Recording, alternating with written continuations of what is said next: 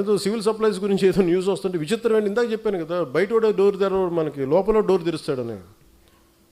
ఒక జనసేన నాయకుడు ఇంకో జనసేన నాయకుడు ఆ టీవీకి లీడ్ ఇచ్చాడు. నాకు అది కూడా తెలుస్తూ ఉంటుంది. ఏం మాట్లాడదాం, సివిల్ సప్లైస్ ఏదో రైస్ ఇట్లా ఉంది అది ఇదని మాట్లాడితే నాకు ఆశ్చర్యం కలిగింది.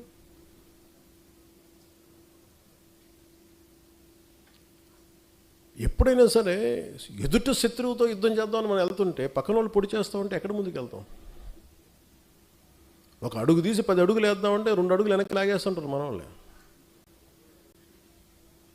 అందుకని ఇంక నేను ఇప్పటిదాకా నేను పార్టీ పగ్గాలు పూర్తిగా ఎందుకు తీసుకోలేదంటే, నాకు అనుభవాలతో రాటు తేలిన సమూహం వచ్చేవరకు నేను వెయిట్ చేద్దాం. పుష్కర కాలం వెయిట్ చేశాను.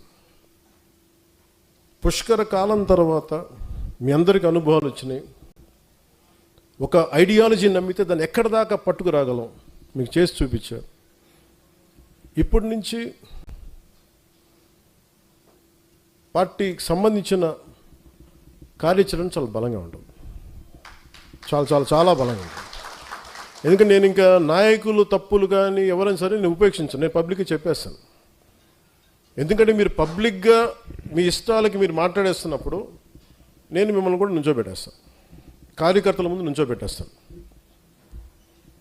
ఒక కార్యకర్త తప్పు చేస్తే మిగతా కార్యకర్తలు కూడా దాన్ని కరెక్ట్ చేసుకోవాల్సిందే. మనందరం కలిసి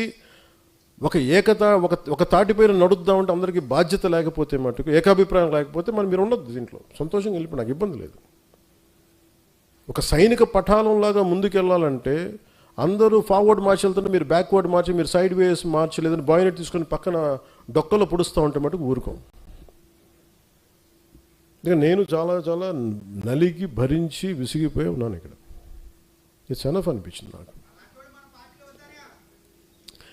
మీరే అవాయిడ్ చేసి నా దాకా తీసుకురాకండి. నేను ఎందుకంటే మన 12 ఎందుకు చెప్తున్నానంటే, మీ అందరికీ కూడా పక్క రాష్ట్రంలో ఒకరు విజయం సాధించగానే మొత్తం ఎంత కొట్టుకుపోయారు అందరూ. ఇలా చేస్తుండొచ్చు కదా, అలా చేస్తుండొచ్చు కదా అంటే, పోనీ ఇప్పుడు ఇస్తారా సపోర్ట్ నాకు? పోనీ నా పార్టీలు అందరూ మాట్లాడే వాళ్ళందరూ ఒకప్పుడు నా చుట్టూ తిరిగిన వాళ్ళే కదా, నాతో పాటు ఉన్నవాళ్ళే కదా. మరి ఎందుకు వెళ్ళిపోయారు? మీకే ఓపిక లేదు. ఒక పదవి రాలేదు, అసలు పదవి రాదు వస్తుందో ఒక అనుమానంతో గవర్నమెంట్ రాదని చెప్పి వెళ్ళిపోయారు అందరూ. ఈ అలయన్స్ పనిచేయదని చెప్పేసి మీకు విశ్లేషణ నుంచి వెళ్ళిపోయారు అందరూ. అంటే ఎంతసేపు కులాలను వేరు చేసి కొట్టుకొని చావండి అనే మనుషులు తప్ప, అరే కులాలను కలుద్దాం అంటే, వ్యాపారాలు చేసి కూడా కులాలు రావే, బిజినెస్లు చేసి కూడా కులాలు రావు, అందరికి అమ్మాలి వ్యాపారం. కన్వీనియంట్గా మాట్లాడి ఈ ఆంధ్రప్రదేశ్ బాగుపడద్దు అనిపిస్తే ఒకసారి నాకు. కులాలు రెచ్చగొట్టే గొడవ ఏంట్రా బాబు మీ అందరికీ? ఇది ఒక సోషల్ ఫ్యాక్ట్, ఒక సామాజిక సత్యం, భరించాలి, తప్పదు.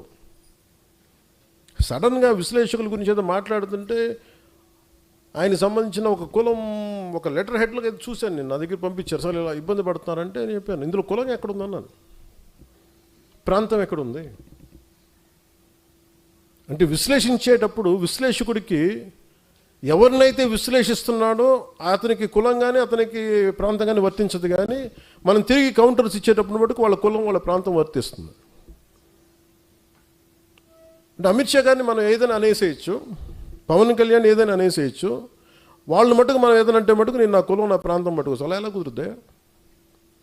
అన్నీ మీ కన్వీనియన్స్కే, మేమేంటి చేతులు కట్టుకొని కూర్చున్నాం? మేము అందరం మీ ఇష్టానికి కూర్చొని మాట్లాడితే మా కోపాలు రావా? మాట్లాడతాం.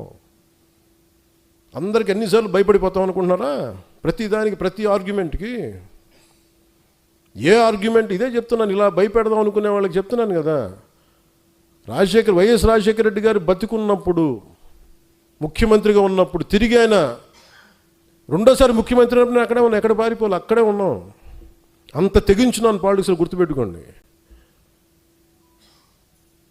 మీరు కూర్చోబెట్టి మీ కన్వీనియంట్ ఆర్గ్యుమెంట్స్ తీసుకొచ్చి ఇలా మాట్లాడితే జనసేనని హ్యాండిల్ చేయాలి ఎంత తెగించి వచ్చానంటే నాకు ఎంత తెగింపు ఉంటుందో మీరు ఎంత ఊహించుకొని తక్కువ గుర్తుపెట్టుకోండి. మీకు ఎంత యుద్ధం కావాలి అంటే నువ్వు కోరుకున్నంత యుద్ధం ఇవ్వగలవు. అది నీ కెపాసిటీ అది. నువ్వు ఎంత చేస్తే నేను ఇంత చేస్తాను, నువ్వు అంత అంటే అంత, నువ్వు ఎంత అంటే అంత. కాకపోతే నేనంటే నేను చాలా విఘ్నత ఉన్నవాడిని, విచక్షణ ఉన్నవాడిని కాబట్టి నేను పరిధిలో మాట్లాడతాను.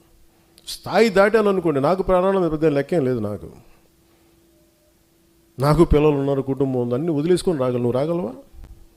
నేను రాగలను. పోగొట్టు కూడా నాకు ఇంత ఉంది, అన్నీ పోగొట్టు కూడా సిద్ధంగా ఉండే పాలిటిక్స్కి వచ్చాను. మీరు రాగలరా? నన్ను విమర్శించడం మీరు రాగలరా? నేను రెడీ దానికి. మీరు ఎక్కడ ఎలాంటి గొడవలు పెట్టుకుంటారో చెప్పండి, నేను రెడీ దానికి.